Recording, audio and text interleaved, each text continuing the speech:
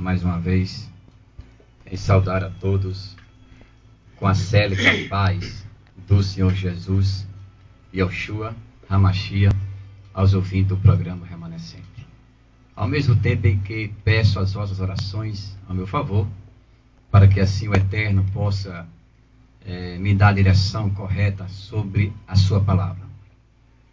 O dia deste programa hoje é o Salmo 78. É um salmo muito extenso, né? Que tem 72 versículos e não tem como trabalharmos, né, em todo esse percurso, porque é um salmo histórico, né? Como todos os salmos, ele tem uma direção, ou histórico, ou doutrinário, né?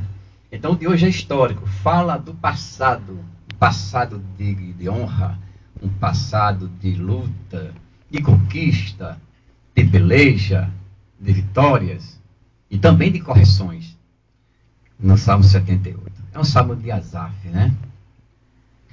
E o texto do qual eu quero nesta tarde refletir com todos vocês que nos escutam, vocês que nos assistem por esse vídeo, é o texto básico, o versículo 19, que diz assim: e falaram contra Deus e falaram a seguinte pergunta: poderá Deus, porventura, preparar-nos uma mesa no deserto?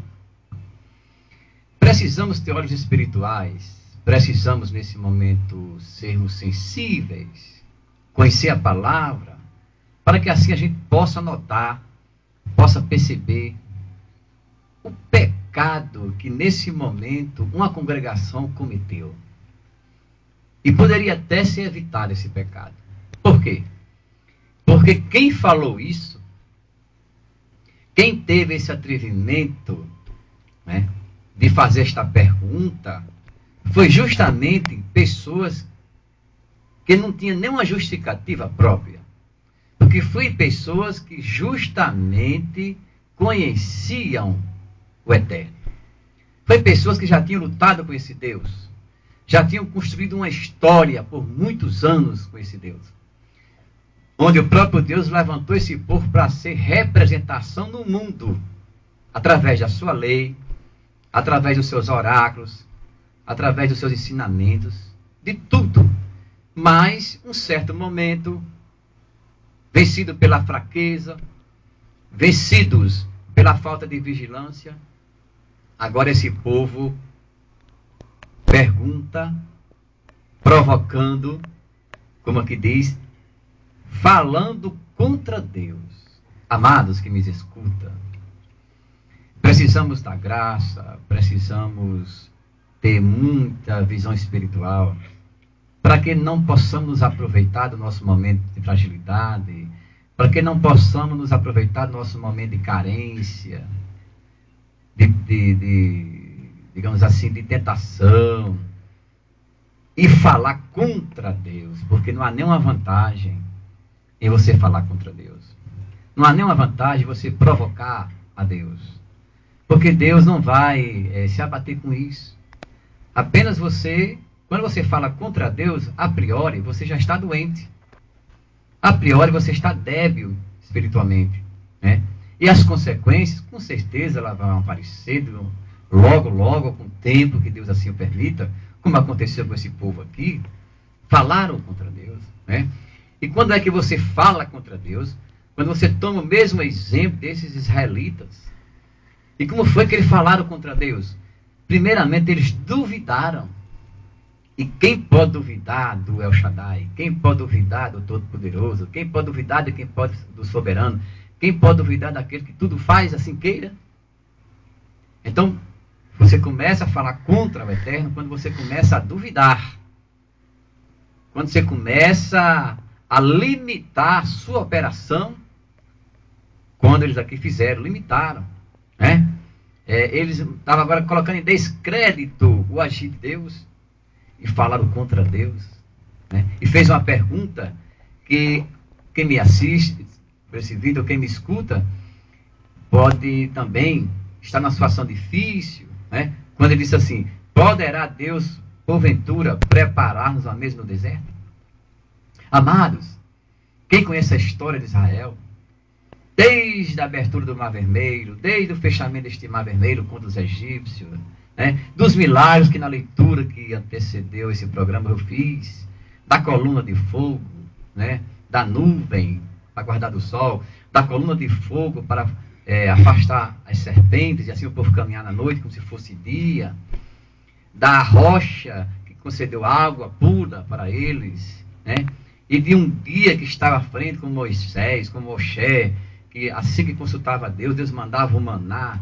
Isso tudo é prova real, é prova inesquecível de que Deus realmente pode preparar uma mesa no deserto. É só quem pode preparar uma mesa no deserto é Deus, né? Então eles disseram, porventura, pode Deus preparar uma mesa no deserto? E você que me escuta, né, você pode estar no deserto. Agora, só que o deserto, a exemplo destes, da leitura deste salmo, e de outros que passaram pelo deserto, o próprio Jesus passou pelo deserto, né? O deserto significa um plano específico que Deus tem com todos aqueles que vão para o deserto. Deus leva a pessoa para o deserto não para sofrer. Deus leva a pessoa ao deserto não para chegar ao fim. Mas Deus leva a pessoa no deserto para uma renovação, para uma recomposição que ele jamais, em outro lugar, não conseguiria conquistar. Aí Deus permite, pela sua soberania, este deserto, e lá neste deserto, onde ele a sós com Deus, onde ele sem perspectiva humana, sem nenhuma visão de resultados que ele espera, aí Deus chega-se para ele, e nesta oficina divina, a pessoa aprende, reaprende, e passa a ser uma pessoa mais útil, passa a ser um vaso mais de honra, e assim ele está capacitado para ser usado pelo Senhor. Então, o deserto é isso, é uma oficina. O deserto é uma escola espiritual, e a pessoa que vai para lá vê coisas, recebe coisas que em outro lugar jamais ele pode receber. Que coisas eu estou falando? Por exemplo, jamais você vai ter facilidade de ouvir a voz do seu Deus a não ser no deserto. Há os exemplos que tem na Bíblia, pessoas que ouviram a voz, que sentiram a majestade, sentiram a brisa, o alento, a esperança, foi pessoas que passaram pelo estreito, foi pessoas que passaram pelo deserto, né? Justamente para isso, né? Então, se você está no deserto, né, sem perspectiva, sem saída, sem uma alternativa, sem uma janela aberta, né? Então não cabe fazer como fizeram esses israelitas, né? Tentar a Deus. Como? Negar que Deus está com você, negar que Deus não lhe escuta, negar que Deus não lhe vê, negar que Deus não quer mais nada com você, que já lhe abandonou, porque você não sente a presença dele, como se Deus fosse um Deus de emoção. Não. Deus é um Deus de ação, de emoção não. Então, a pergunta está no ar. Poderá Deus, porventura, preparar-nos uma mesa no deserto? Eu posso responder para você uma coisa. Pode. Né? Porque o deserto não é para sempre. O deserto ele é efêmero, ele é temporário, ele é por um tempo. Né? Porque Paulo, né, esse que nós conhecemos no Novo Testamento, Paulo foi para o deserto também da Arábia. Ele passou, segundo o Atos dos Apóstolos, um tempo considerado lá, para poder, na sua volta, para poder, de maneira pública, estar um homem apto, né?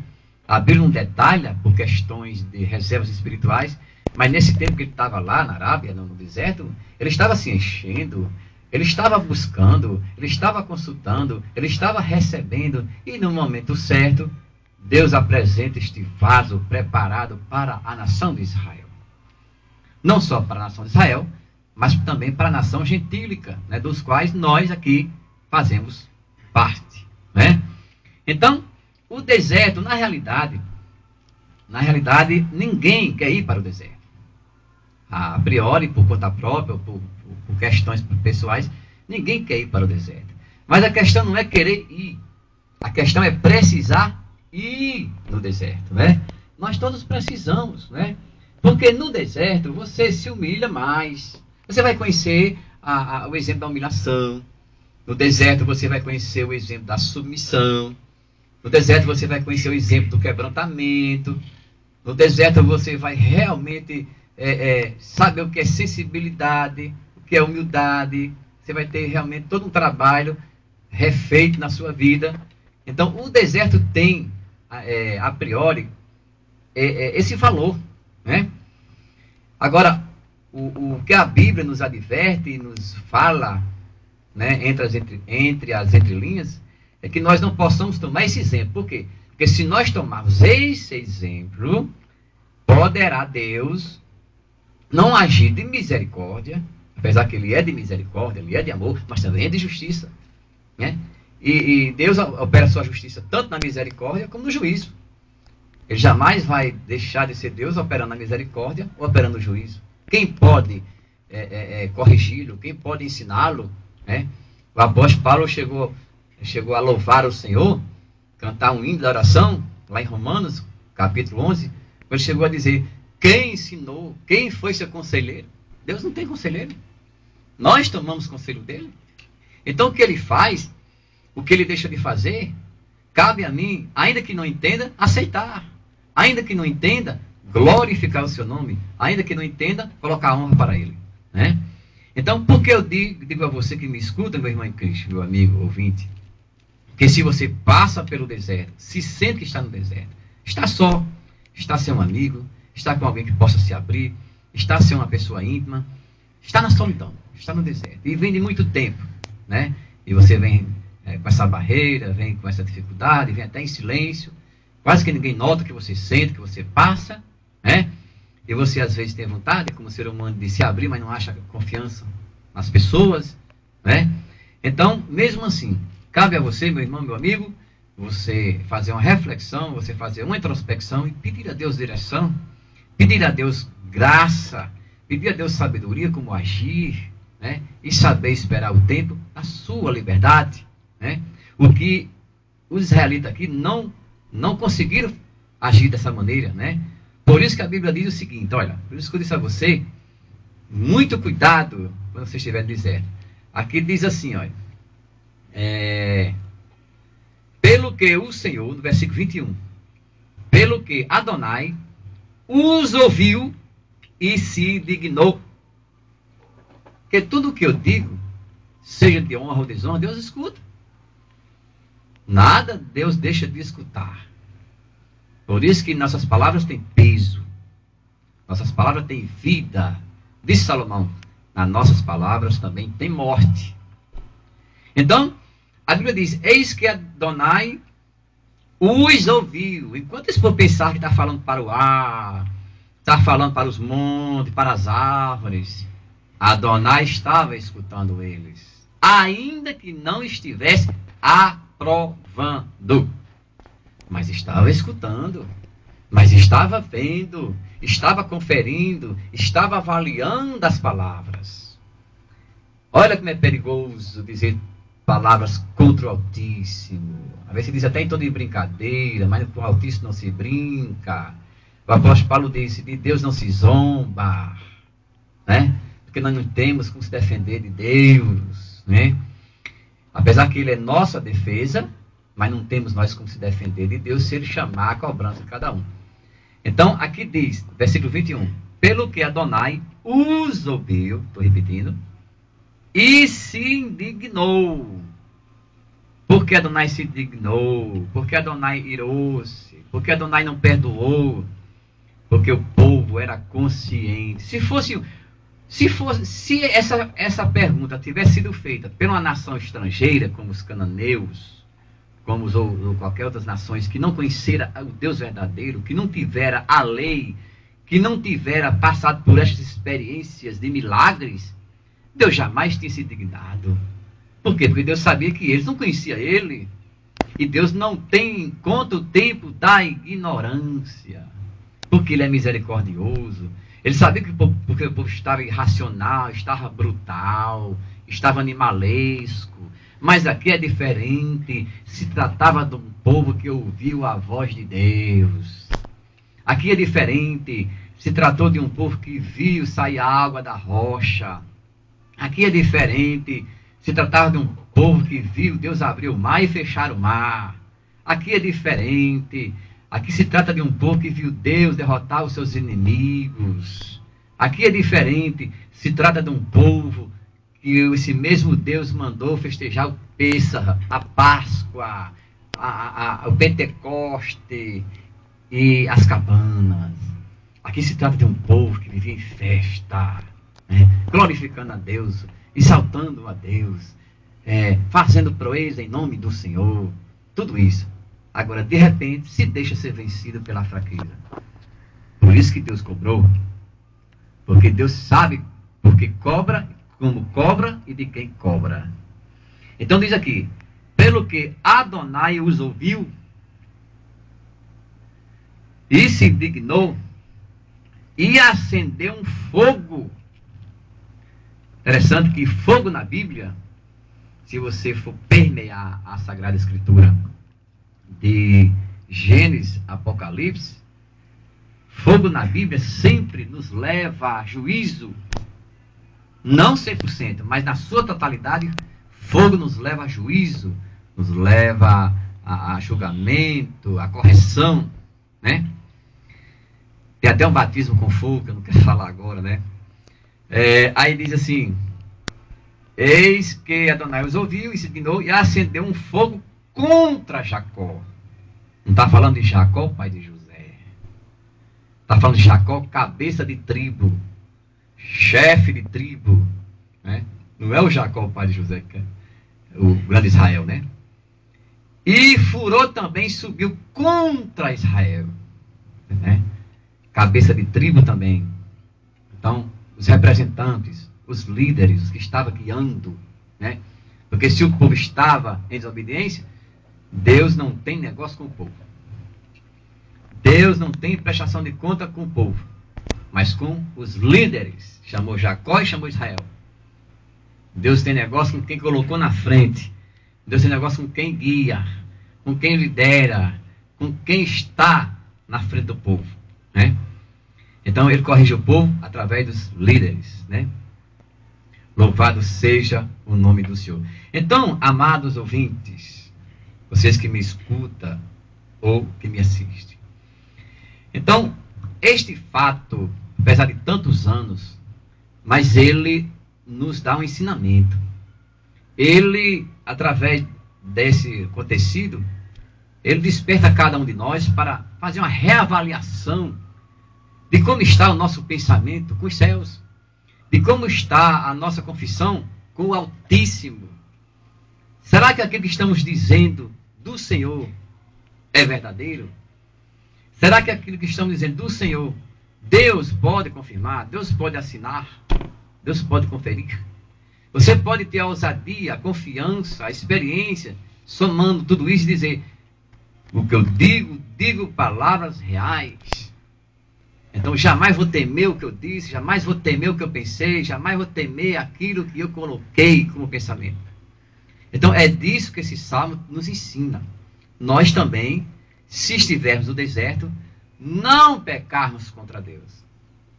Por quê? Porque se nós não pecarmos contra Deus, temos uma esperança de vitória, temos uma esperança de liberdade, temos uma esperança de renovação, temos uma esperança realmente de sermos outro na mão do Senhor, né? Então, é disso que Deus espera, que você no deserto possa ficar na sua posição de dependente, na sua posição de submisso, na sua posição de servo, na sua posição de filho, na sua posição de criatura. E reconhecer que, assim sendo, você vai começar a ver o céu. Vai começar a sentir o clima do céu a seu favor. Como Elias sentiu, como Moisés sentiu, como os Moisés sentiu, e tantas outras pessoas sentiu, né? Realmente grande é o Senhor de Israel, né? Louvado seja o nome do Senhor. Agora, para fechar essa avaliação do deserto, no mesmo capítulo, só que agora no versículo de número 38, diz assim: mas ele, que é misericordioso, perdoou a sua iniquidade e não os destruiu. Antes, muitas vezes, olha a misericórdia como é grande, muitas vezes desviou deles a sua cólera e não deixou despertar toda a sua ira. Porque quem aguenta a ira de Deus, né? Se ela não vier com limite, se ela não vier dosada em partes, quem suporta, né? Agora, por que ele é misericordioso? Porque ainda que se acendeu, ainda que se indignou, ainda que corrigiu Jacó e Israel,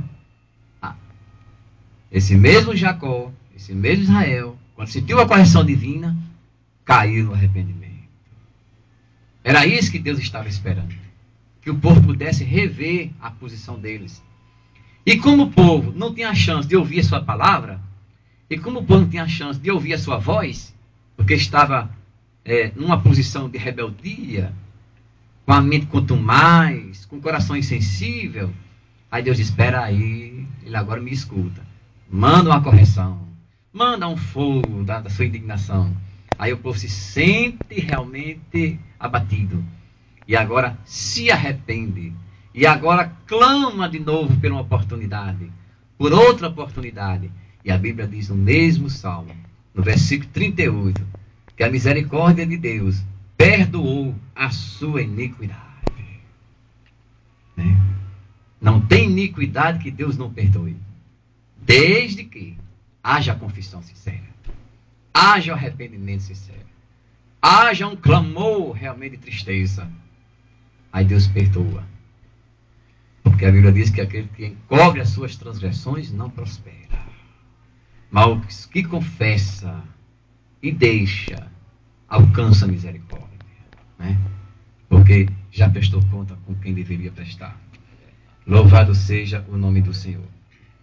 Então, amados ouvintes, diz aqui ainda no versículo 38, ele que é misericordioso, perdoou a sua iniquidade e não os destruiu. Claro, Deus levanta um povo não é para destruir. Deus levanta um povo para caminhar. Deus levanta um povo para cumprir uma meta. Deus levanta um povo para cumprir um propósito dele. Então ele não pode destruir, você tem negócio com esse povo. Né? Porque se Deus destruir, o inimigo vai se levantar com louvores. Né? Os inimigos terrenos vão realmente festejar. E Deus não quer dar vez, ou nunca deu vez ao inimigo. Aí diz, e não os destruiu, antes, muitas vezes, desviou a deles, dos israelitas, a sua cólera, a sua raiva, a sua ira. Deus desviou e não deixou, Deus não permitiu, despertar toda a sua ira. Né? Porque ninguém pode conhecer toda a ira de Deus. Ninguém. Assim como também ninguém pode conhecer toda a glória de Deus. Teve um homem muito ousado e usado por ele, que chegou certa vez para mostrar sua alegria, para mostrar sua confiança, disse: Deus, eu quero ver. Eu quero lhe ver. Foi Moisés. Aí Deus foi mostrar que Moisés estava enganado e disse: Moisés, homem nenhum poderá lhe ver, Moisés. Porque morre. Porque é grande a glória. É grande o Shekinah. Moisés, homem nenhum suporta a minha Shekinah, Moisés, a minha presença. Porque morre. Não pode suster, não pode resistir. Mesmo assim, Moisés, achando que Deus estava como que pelejando com ele, eu não quero ver. Eu quero ver, eu quero lhe ver, Senhor. Tá certo, Moisés. O diálogo gostoso, Deus permitir que eu converse com ele. Né? Tá certo, você quer me ver? Aí a Bíblia diz, como uma representação da glória dele, em partes pelas costas, ou seja, pela mínima porção da sua glória. Né? E quando Moisés foi encarar, foi visualizar, né? A Bíblia diz que Moshe não conseguiu, não pôde resistir, né, esta visão, né, realmente de olhar para a glória de Deus. Né? Então, se o homem não pode resistir à glória de Deus, muito menos a ira. Muito menos a ira, que é mais rápida, né? Louvado seja o nome do Senhor. Então, toda a honra e toda a glória seja para o Senhor que nos criou, né? E aqui eu finalizo com a parte que o apóstolo São Paulo disse, né, no livro de Romanos, no capítulo de número, deixe-me achar, 11, que isso tem alguma conexão com o Salmo 78, ele diz no versículo 33, ó profundidade das riquezas. Que riqueza? Ele diz, tanto da sabedoria como da ciência de Deus. É uma riqueza muito grande, né? É uma riqueza muito grande. Aí ele diz, quão insondáveis são os seus juízos, ou seja, as suas decisões. Ninguém pode... Por que Deus fez assim? Por que Deus não poderia ter feito assim? É insondável isso. Ninguém pode fazer uma mensuração avaliada, né? Ele diz, e quão inescrutáveis os seus caminhos. Quem compreendeu o intento de Deus? Quem foi seu conselheiro? Quem lhe deu primeiro a ele para que ele tenha que recompensar? Porque dele, e por ele, e para ele, são todas as coisas. O que resta é buscarmos, o que resta é aceitar o seu plano na nossa vida. Eu agradeço a atenção, agradeço a participação dos que tiveram aqui hoje no programa, do presbítero Manuel Rodrigues, que está aqui, me honra muito com sua presença. Eu agradeço também ao grande culturista Luiz Guimarães, que tem nos ajudado nesse empenho, nesse propósito, e a participação também, né, de Aniceto Neto nessa filmagem. Que Deus abençoe a todos e até o próximo programa, em nome de Yoshua HaMashiach. Amém.